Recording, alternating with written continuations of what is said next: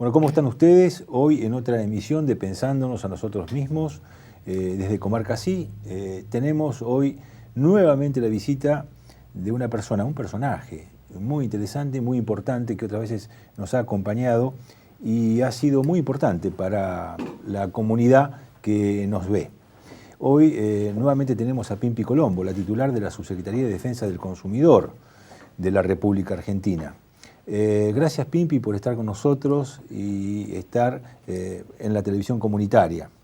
Con muchísimo gusto. Estos esfuerzos son los que tenemos que respaldar, ¿no? Exactamente. Bueno, afortunadamente tenemos algunas caricias que nos hacen. Hemos recibido un premio recientemente, el premio Caduceo, bueno, que lo otorga el Consejo Profesional de Ciencias Económicas de la provincia de Buenos Aires como mejor programa cultural. Así que bueno, ha sido un estímulo para este esfuerzo que hacemos de la televisión comunitaria. Pimpi, ya hemos charlado algunas veces contigo, siempre es muy interesante los aportes que haces sobre la base del interés justamente de los vecinos, en este caso, de los consumidores en general. Cuando uno lee la página, que siempre está muy actualizada y muy linda, la página de la Subsecretaría. Muchas gracias, hacemos un esfuerzo en ese sentido. Sí, es muy linda, muy amable, además está prolijamente hecha. Hay algo que además de la información que surge, que es de utilidad para cualquiera que quiere usar los servicios que brinda la Subsecretaría, hay un elemento que me pareció muy interesante, que es un elemento conceptual que desarrollás ahí en varias páginas en la web, pero que está sobre la base de una trilogía de conceptos, que es del concepto de consumo, trabajo, producción, como un elemento interesante, porque a partir de ello vos hacés un análisis donde explicás la ruptura del paradigma neoliberal que dio lugar a la presencia del consumidor, digamos, como un actor principal en el país, en la nueva sociedad, y que bueno, que la ruptura paradigmática está dado porque ya la defensa del consumidor no es un hecho privado, sino que tiene al Estado como protagonista. Exactamente. Me encanta conversar con vos porque vos tenés tan claras las cosas. No siempre, no es fácil esto, porque cuando decís romper un paradigma pareciera que fuera una cosa, podés agarrar un vaso y hacerlo y que se rompa. No, romper un paradigma significa poner en cuestión cosas que uno tiene como tan naturalizadas dentro de uno que a veces por ahí las pensás razonablemente, te parece que sí, pero después tu manera de razonar sigue la vieja lógica. Y con el tema de los consumidores pasa eso, todo el tiempo pasa eso, que parece que estás de acuerdo en un punto cuando lo entras a conversar, pero las acciones mantienen la vieja tradición, ¿me entendés?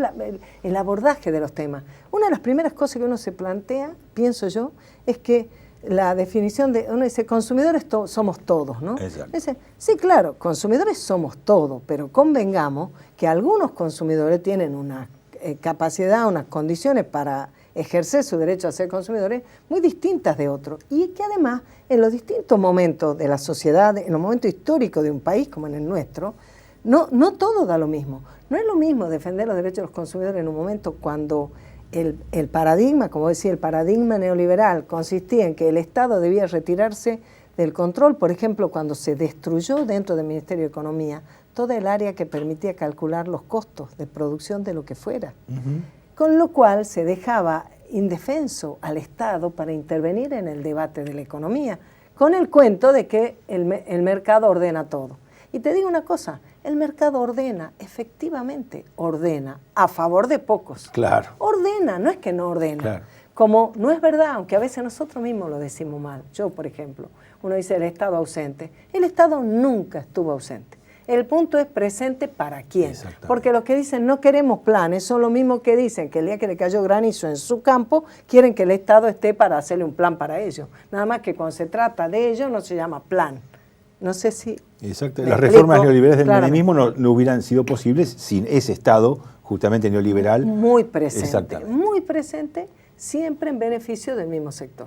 Lo que viene ocurriendo hace 9 años en la Argentina, por eso nosotros siempre decimos que el trípode virtuoso en el que se apoya el modelo que conduce la presidenta Cristina Fernández de Kirchner, nosotros lo decimos en ese orden porque nos corresponde consumo, trabajo y producción.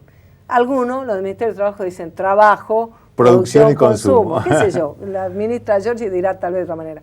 Pero no importa. Lo cierto es que es una rueda que tiene que ser un círculo virtuoso. Claro. Y la presidenta muchas veces lo ha explicado. El crecimiento de la Argentina está fundado el crecimiento económico de estos años está fundado principalmente en el fortalecimiento del mercado interno. Y el mercado interno no es otra cosa que la capacidad de nuestro pueblo de adquirir bienes, servicios, de tener la posibilidad de alimentarse adecuadamente, claro, de que su familia, de tener trabajo, de cuidar la producción nacional. Hay millones de conceptos que dan vuelta por ahí y en el mundo y que a veces se repiten de una manera mecánica y que nos pueden inducir error. Por ejemplo, si vos le decís a cualquiera, le usás la expresión consumo sustentable, le va a venir a la cabeza rápidamente, y ya se han hecho leyes, y ya hay algunas cosas que están cambiando en ese sentido, le va a venir a la cabeza la bolsita de plástico. La bolsita de plástico. Lo peligroso que es que nosotros, con el plástico que no es biodegradable y todo eso, que es verdad, pero yo querés que te diga, el consumo sustentable es que haya trabajo, que haya producción argentina, que compremos argentino. Consumo sustentable es que tengamos asegurado en el transcurso del tiempo que vamos a tener empleo, exacto, alguna forma de trabajo, que vamos a tener autonomía y soberanía, que no va a venir el Fondo Monetario otra vez a pretender imponernos sus recetas como le está haciendo a los griegos, como le está haciendo a los españoles, como le hace a los portugueses, como quiere hacerlo con toda Europa, que quieren resolver la crisis con más especulación, con más concentración económica, mientras que nosotros hemos elegido otro modelo y lo votamos cada vez, porque la primera vez cuando votamos a Kirchner, votamos poquito, éramos 22%. 22%. Y no lo dejaron a Menem ir al balotaje. ¿Sabes por qué? ¿Sabes por qué? Porque no querían los poderes económicos que haya un gobierno que tuviera un 60% de respaldo electoral. Por eso no hubo balotaje. No porque Menem hubiera arrugado lo que fuera, imagínate, no tiene nada que ver, porque los procesos políticos y económicos son fenómenos que tienen intereses que muchas veces no se transparentan, pero que están ahí y que juegan. Por eso cuando Kirchner va a asumir, el diario La Nación le pretende poner esas condiciones a través del editorialista Escribano, diciendo lo que tiene que hacer o si no en 6 meses se va a tener que ir. Y como ocurren las cosas, en cuanto se toca algún interés, ellos están acostumbrados a ganar esta franja.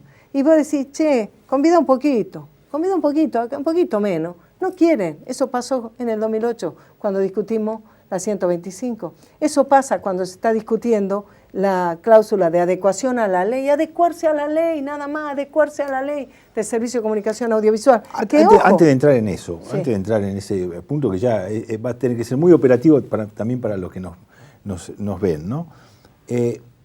La política de sustitución de importaciones, que controvertidamente la oposición patalea, en términos de consumo concreto de la población argentina, ¿se está dando, digamos, en la práctica el mayor consumo de productos fabricados en el país? Por supuesto, pero es un proceso que se va dando y además que requiere una administración. Una administración, claro, todos los días. Por ejemplo, vos tenés que cuidar la producción de aceite de oliva, que no es un aceite que esté tan popularizado, es un aceite un poco más caro, y encima que la producción argentina es un poco más cara que a como hoy la están colocando los españoles en el mercado mundial. Claro. ¿Por qué? Porque ellos tienen 25% de desocupación, como teníamos nosotros hace 10 años.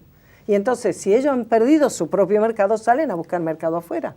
Entonces, esa política de administrar el comercio internacional, en lo que se pueda sustituir importaciones, en otras cosas ir mirando o no dejar entrar los duranos griegos, porque es como si vos tuvieras un comercio y te pasa algo que haces ropa y está terminando la temporada y a vos te queda una pila así que no podés vender, que ya sabes que la temporada que viene la moda va a venir distinta, si no la liquida ahora, sonaste y la salís prácticamente a regalar, la liquidás, claro, a cualquier precio. Eso ocurre hoy en el mercado, claro, mundial. Si el gobierno no administrara, si el gobierno permitiera la presión que hacen sobre nuestro gobierno sobre el tema precio, todo el día. ¿Por qué? Porque quieren presionarnos a que se abra la importación. Pero nosotros ya vimos que lo barato sale caro. Nosotros ya vimos que si nosotros permitimos que ingrese el aceite de oliva más barato, los duraznos más baratos, o comprar la ropa por kilo como se compraba en los 90, más barato que el precio del algodón, claro, de lo que nos costaba producir algodón. Si nosotros permitimos eso, Vos hoy te compré una camisa más barato y salís, llegás chocho a tu casa, o un aceite de oliva español riquísimo, más barato que el argentino, y pasado mañana estás llorando porque te quedaste sin laburo. Seas vos el zapatero, el almacenero, el médico. Qué poca memoria, ¿no? Tal cual. Bueno, pero ojo, porque los que hacen esas campañas, que tienen porcentaje muy alto de amplificación, porque son propietarios de los medios de comunicación de una manera muy grosera y monopólica y dominante, ellos tienen interés. Ellos no es que no tengan memoria, ellos tienen memoria, tienen mucha memoria y les gusta como era antes, porque antes les iba muy bien. Hoy también les va bien, ojo, Claro que les hoy va también bien. les va muy bien. Hoy los que tienen campo han valorizado sus campos a extremos que deberían ser un poquito menos angurrientos y reclaman porcentaje un poquito más bajo sobre la producción cuando arriendan, porque la verdad es que los montos que están ganando son enormes y después sacan titular diciendo que aumentan los alimentos. ¿Cómo es la cosa? Entonces, todo esto del comercio administrado, de cuidar el comercio internacional, siempre con la mira en la industria, pero al mismo tiempo poner el Ministerio de Ciencia y Tecnología al servicio, armar un área de competitividad en economía, te está mostrando que la presidenta tiene una visión estratégica. Ella está actuando para enfrentar una crisis mundial que se terminará reacomodando, donde nosotros y la presidenta jugando ahí en el Grupo de los 20, en las Naciones Unidas, vos ves que ella tiene liderazgo, como vos has dicho al principio, conceptualmente tiene liderazgo. Ella está llevando al debate internacional lo que muy pocos se atreven a llevar, o muy pocos lo ven de esa manera. Y no sabemos qué tanta fuerza vamos a tener nosotros para incidir en cómo termine siendo el reordenamiento en el mundo. Pero nuestra apuesta está dando unos resultados muy interesantes, porque nunca antes nosotros hemos tenido una unidad en América Latina como la tenemos hoy, aún con gobiernos con los que no tenemos una tanta sintonía ideológica. Colombia, pero que, claro, Chile. O Chile, ponele, Claro. pero sin embargo, o sea, que hay temas en los que tenemos radicalmente posiciones bien diferentes. Mirá, nuestra historia de educación democratizada, gratuita, pública, en todos los niveles, el hecho de que hoy la Argentina tenga 500.000 alumnos universitarios en las universidades nuevas y en las otras, que implica que para muchas familias el primer estudiante universitario, el primer estudiante que accede a la universidad, que eso son revoluciones sociales, como los 2,5 millones jubilados, de las cuales 2 millones son mujeres, que estaban fuera de todo. Y el incremento en la participación de la renta de los trabajadores. Por ejemplo, ese es otro tema. Todas las discusiones que hacen sobre los índices y sobre que si el INDEC, que si esto, que si la inflación. Y yo te digo, tanta discusión sobre inflación y paritaria. Las paritarias han permitido, entre otras cosas, y la política del gobierno de asegurar que haya recursos en los hogares más humildes a lo largo, permanentemente, en forma permanente, de distinta manera, hasta con el reconocimiento al trabajo del ama de casa, que significa la asignación universal por hijo cobrada por casi 2 millones de mujeres. Mirá que peleaste por esas cosas. ¿Qué te parece? Es impresionante. Claro. Todo eso ha permitido que nosotros pasemos de una relación de 31% a 69% entre la proporción del ingreso entre los sectores asalariados y los no asalariados, a una proporción que está ahora en el 44% a 56%, que todavía no llega a los estándares de la época del peronismo cuando estaba Perón, pero que precisamente nos han sacado de esa debacle en la que veníamos y nos viene llevando para arriba. Entonces, toda la discusión sobre si precio o no precio tiene otros intereses, porque vos sobre los precios, sobre la variabilidad, sobre tus posibilidades de compra, tenés una cantidad por ejemplo, dicen, no, es que ahora la gente va a buscar la oferta, ¿y qué tiene de malo? Pero claro, antes le envidiábamos que los otros países podían tener oferta, en cambio nosotros nunca podíamos prever. Hoy podemos prever. ¿Estamos en la gloria? No estamos en la gloria. Hemos mejorado y mucho. ¿Y sabes qué? Hemos mejorado todos. Y los que han mejorado muy mucho y que siempre han tenido muy mucho, deberían tener un compromiso un poquito mayor. Ese es un reclamo que la presidenta les ha hecho. Claro. Les ha tenido que obligar a los bancos a que un 5% de su capacidad de préstamo la hagan con fines productivos. Exacto, claro. Para la inversión productiva, claro. Porque la mejor manera de mejorar esto es que vos aumentes la producción y no que tengas que estar siempre peleando sobre lo mismo, claro. ¿Verdad? Que vos puedas conquistar con buenos precios y con competitividad cada vez más el mercado brasileño. Que vos puedas pensar que nosotros somos un país que hay que resolver el acceso al consumo para 40 millones de argentinos, pero cuánto más fácil es si vos logras ampliar ese mercado al que te estás refiriendo, ¿no? Vamos a hacer un pequeño corte y luego hablamos del tema de precios y esta cuestión de las asociaciones que tanta prensa ha tenido últimamente. Bueno, cómo no, cómo no.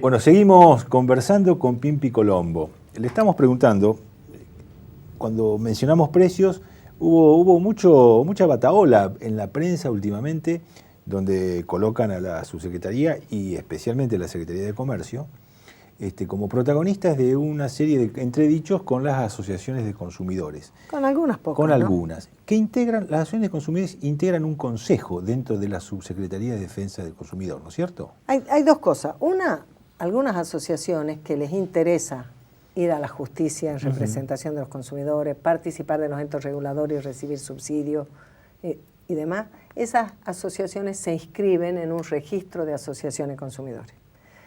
Otras asociaciones que hacen una tarea como más de promoción y demás, que no les interesa, no tienen profesionales haciendo juicios o lo que fuera, ni se inscriben, hacen una tarea de defensa del consumidor en este sentido así como más político, más de promoción de derechos.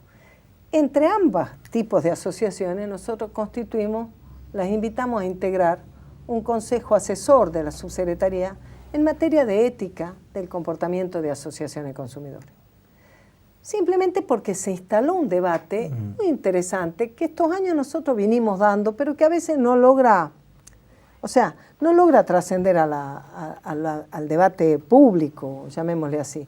Y la discusión tiene que ver con lo que vos empezaste este encuentro nuestro, ¿no? Porque vos dijiste que trabajamos para que cambie el paradigma, o sea, que no le digamos a los consumidores, ustedes tienen que defenderse, busquen una asociación o... Arréglenselas como visto cuando se decía, no se queje si no se queja, ¿verdad? Sí, no, hermano, nada de no se queje si no se queja. Acá hay un gobierno que antes lo condujo Néstor y ahora lo conduce Cristina, que se ocupa. Claro. Ahora, por supuesto, si en un caso puntual algo no está bien, también trabajamos para que nos encuentre al Estado en condiciones de recibir tu denuncia. Pero nosotros no queremos convertir la problemática de los consumidores en un 1 a 1 entre usuarios y consumidores. Claro. Nosotros sabemos que la posibilidad de que nuestro país conserve su soberanía, crezca con inclusión, genere más equidad, es que la problemática de consumo sea primera prioridad en la política del gobierno. Por eso la presidenta asegura que haya ingreso en los hogares más humildes, por eso asegura que los jóvenes y los estudiantes tengan su computadora, por eso le da tanta importancia y preeminencia a la educación y a la salud pública, por eso se pone todo el reordenamiento en materia de salud, tanto de lo de las prepagas como en el sistema solidario de la salud. O sea, hay como una política integral donde cada una de las variables va en la misma dirección, que es que cada vez más en Argentina tengamos más derechos, más oportunidades a lo largo y a lo ancho del país, que no tenga que ser... ¿Cómo fue la discusión con algunas de las asociaciones? Uno de los temas que se planteó, tal vez lo que disparó, es que algunas asociaciones, por ejemplo, hacen una lista de productos subjetiva, que no está mal, cada uno puede hacer la lista que se le dé la gana. De hecho, vos harás tu lista de compras, yo haré la mía, cada uno hace por sus necesidades, por sus gustos y por sus posibilidades económicas. Pero bueno, una asociación nacionalista dice que la hace mucho, no tiene importancia.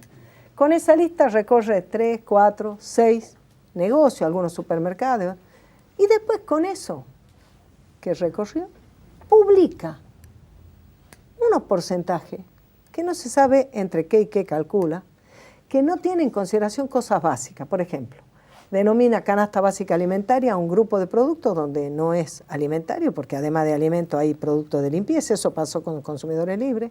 No es una canasta básica, porque la canasta básica está definida cómo se compone, y si vos quisieras hacer otra canasta básica, deberías decir, bueno, esta canasta, la fundamento en esto. Vos, por ejemplo, podrías, suponete, hay una asociación que trabaja con temas de discapacidad, o hay otro grupo con los que también trabajamos, que trabaja mucho con la problemática de los celíacos. Claro, Vos podrías claro. armarte una canasta Específica básica, y fundamentarla como lo haces. fundada en Claro. las necesidades nutricionales de la población que tiene esa enfermedad, que además es muy importante el tema nutricional, porque eso se trata solamente con una alimentación adecuada, no tiene medicamento, y si no, es como progresiva y bien riesgosa.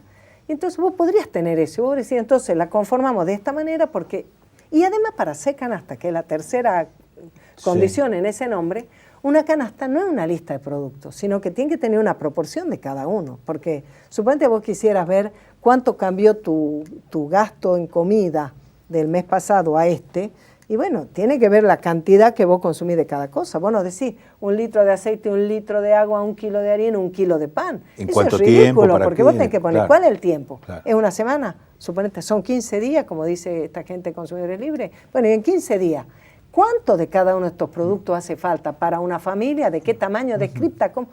Algo, tenés que decir lo que está. Si no, vos que defendés a los consumidores ya estás infringiendo la ley de defensa del consumidor que dice, requiere de que vos debés informar con veracidad. Veracidad quiere decir la verdad. Decir la verdad. La información también es un consumo, ¿no? Pero obvio.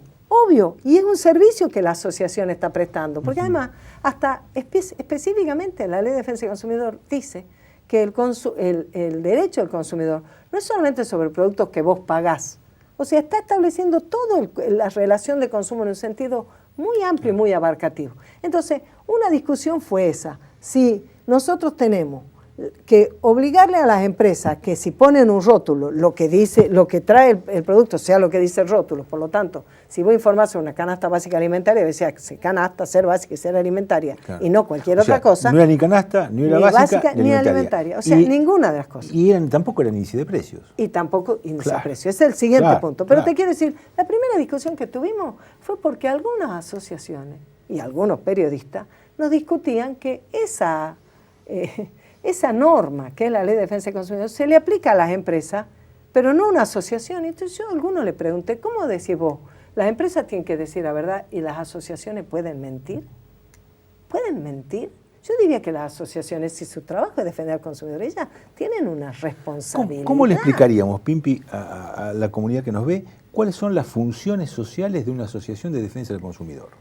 Vos pensás que una asociación de defensa del consumidor tiene que defender a los consumidores, que en definitiva son los trabajadores, porque la persona que tiene mucha plata, un ejército de abogados a su servicio, no necesita una asociación sin fines de lucro para que lo defienda. Olvídate, esa no quiere decir que vos no puedas atender una situación particular, pero no tiene relevancia. ¿Qué es lo relevante? Lo relevante es promover organización social, es dar información, que la gente conozca sobre ¿qué significa todo esto que venimos discutiendo? ¿Qué significa la defensa de los derechos de los consumidores en un país que crece construyendo equidad?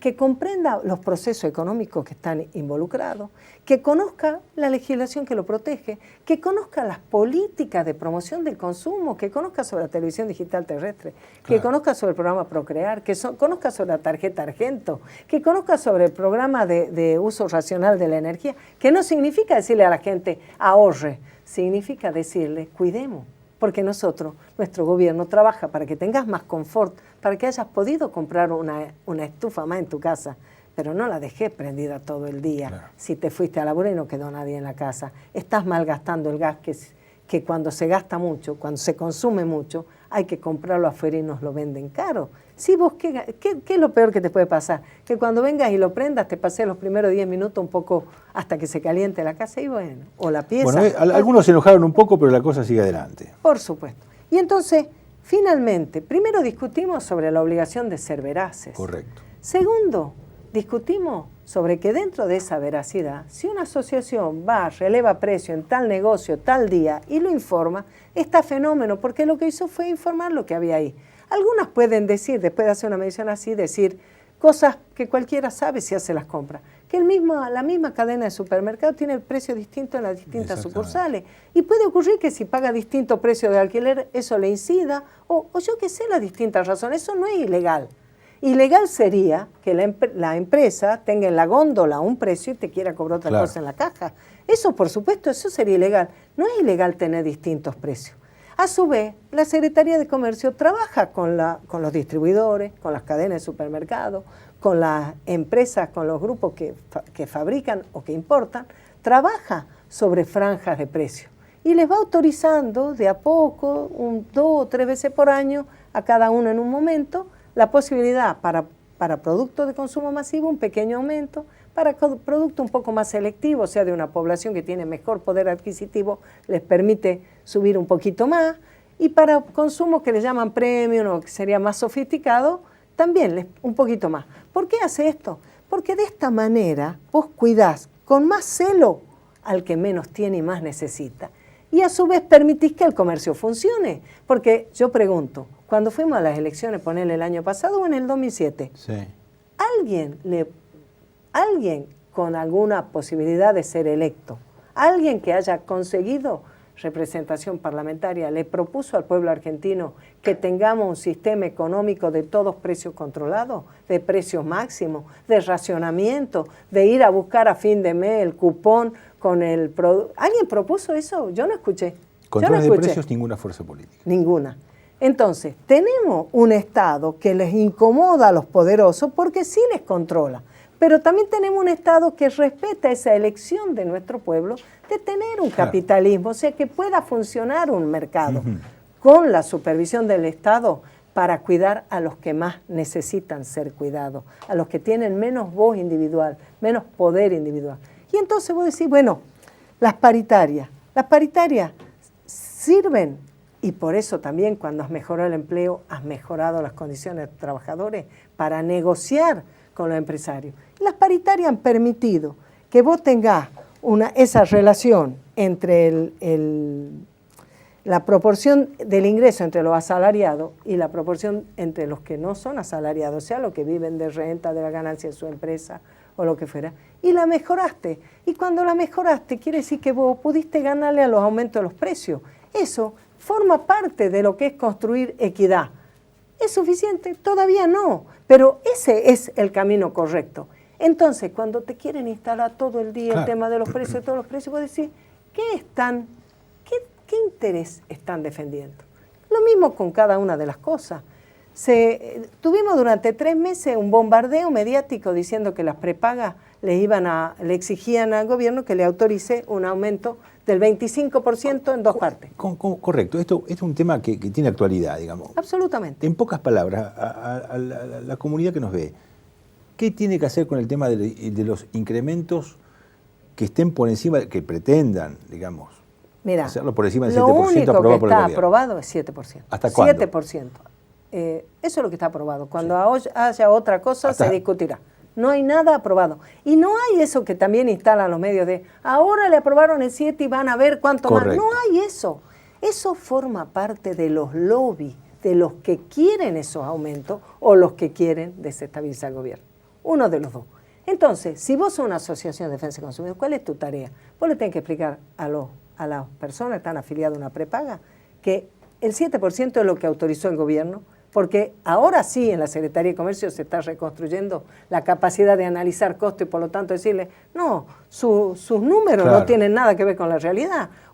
Si a usted le aumentó el 25% a los trabajadores, usted no tiene que enchufarle un 25% directo a sus costos. ¿Por qué? O sea, no pueden pagar más del 7% y además deben exigir los mismos servicios que tenían y siempre. Eso es básico. Claro. Vos tenés con tu prepaga un contrato. Listo, te lo tiene que cumplir. Y si tu prepaga está discutiendo con un sanatorio o lo que sea, es su discusión. A vos no te pueden empeorar ni 1 miligramo el servicio. Y si no, vos tenés que reclamar. Y si la empresa no te responde, está la Super de Salud, o por supuesto estamos nosotros que estamos en el 0800-666-1518, estamos de 8 de la mañana a 8 de la noche, de lunes a viernes. No se presentan denuncias a ese teléfono, pero se hacen asesoramiento. Entonces le decimos a dónde debe presentarse. Pero las empresas lo van a cumplir. Lo que vos no debés hacer es ser funcional a esa amplificación. Correcto. Como esos falsos índices que hace una asociación que de pronto lo calcula de cualquier manera, no tiene recursos para calcularlo, pero dice que son índices de precio. El diario Clarín se los publica porque al diario Clarín le conviene instalar en la sociedad que esos son los índices y le conviene al diario Clarín y a muchos banqueros. porque con ese índice dice, y bueno, si el índice de inflación anual es del 34%, ¿cómo no te van a cobrar 40% de tasa de interés? Y si vos sos una asociación de defensa de consumidores, ¿tenés que convalidar los negocios del banquero o tenés que defender a los consumidores? Claro. Así nomás de claro tiene que ser, lo mismo que... Pocas palabras con el tema, el famoso y reiterativo tema del cable. ¿Cómo estamos con eso? Acaba de, para el mes de octubre, noviembre y diciembre, el secretario de Comercio, eso sí es por 3 meses, ha prorrogado la resolución que dice que el abono básico de cablevisión no puede ser más de 123 pesos. En algunos casos vos lo tenés bonificado, en alguna provincia tiene... Pero el abono básico es de 123 pesos, no puede ser más. Y le digo a la gente, páguelo en el banco, páguelo en la empresa, páguelo en un pago fácil. Y si tiene débito automático, exíjale a la empresa que le devuelva lo que está cobrando de más. Exíjale que se lo devuelva. Ellos han encontrado en distintos momentos jueces que son funcionales, ya lo explicó Moreno, está en internet, cómo funcionó a través de papel prensa una central de inteligencia y una central de extorsión a jueces y a fiscales. ¿Han existido casos en los cuales un usuario ha pagado lo que el gobierno ha planteado como tarifa y le hayan cortado el servicio? No, hubo uno que intentaron y tuvieron que volver para atrás porque el 2 o el 3 de enero de este año el secretario de Comercio sacó una resolución donde el INTIMO le daba 24 horas a Cablevisión para restituirle si alguno que hubiera pagado en término, por supuesto, si vos pagaste fuera de término, vos ya no estás cumpliendo tu parte de contrato, vos tenés que pagar los 123 pesos y si tenés adicionales, esos otros adicionales, o sea, ¿qué dice la resolución de la Secretaría de Comercio? Lo que dice es que vos tenés que pagar con las mismas prestaciones que acordaste, 123 de abono básico y ni un peso más y no te pueden obligar. Y si te quieren presionar, vos tenés que denunciarlo. Pero además, pagá lo que corresponde, págalo en pago fácil, lo podés hacer. Y no te lo van a acordar al servicio. Buenísimo, Pimpi. Es hermoso hablar contigo y gracias. Vamos a poner muchas veces el 0800. Por supuesto. Y vamos a sugerir... Y tenemos una página web. Y una página web lindo. Que decimos que está muy buena esa página web. Y ahí tenemos, contestamos consulta por mail. Las denuncias no se pueden hacer por mail, porque es una manera de proteger también la lealtad en el comercio. Pero se resuelven consultas en la pero las consultas muchísimas. Te seguimos invitando, ¿eh? Me encanta. Muchísimas gracias por estar con nosotros. Y la felicito por el trabajo que hace. Gracias.